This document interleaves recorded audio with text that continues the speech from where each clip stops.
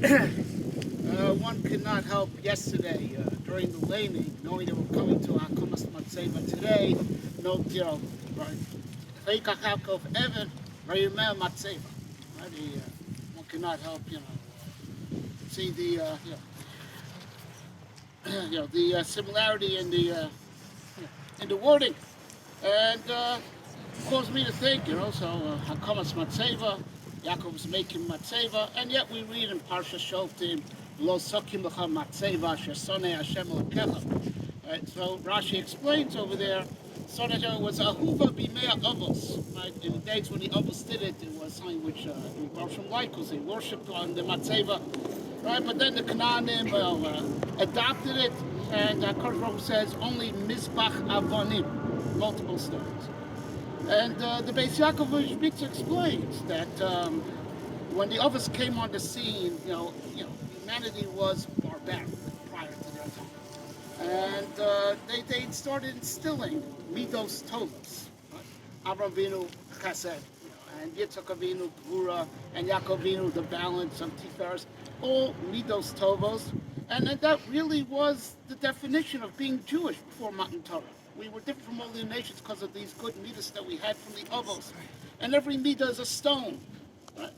But after Matan Torah, the rules changed. You're supposed to be dynamic, not supposed to be, my father was, of course, born with a great nature, really great nature. But you're not supposed to be happy just with the great nature that you're born with. That's good for Canaanim, right? It's the best you can expect from them, right? That they should be of good nature. Our good nature, that's our starting point. We're supposed to be a mizbach avonim. We're supposed to look for new experiences, get out of the comfort zone, experiment with new things, synthesize new ideas. And like we mentioned by the Shloshim, my father's a man,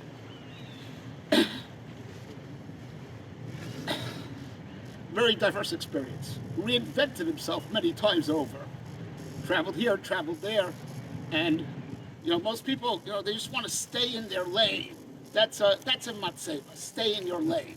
One stone, right? That was good, before Matan Torah.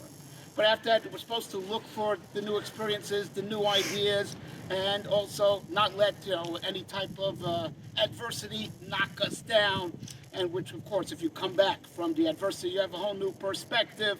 Mizbach havonim. You're supposed to have a diverse life, a colorful life, a life of always new ideas, new challenges. That's what Baruch wants for us, which my father exemplified.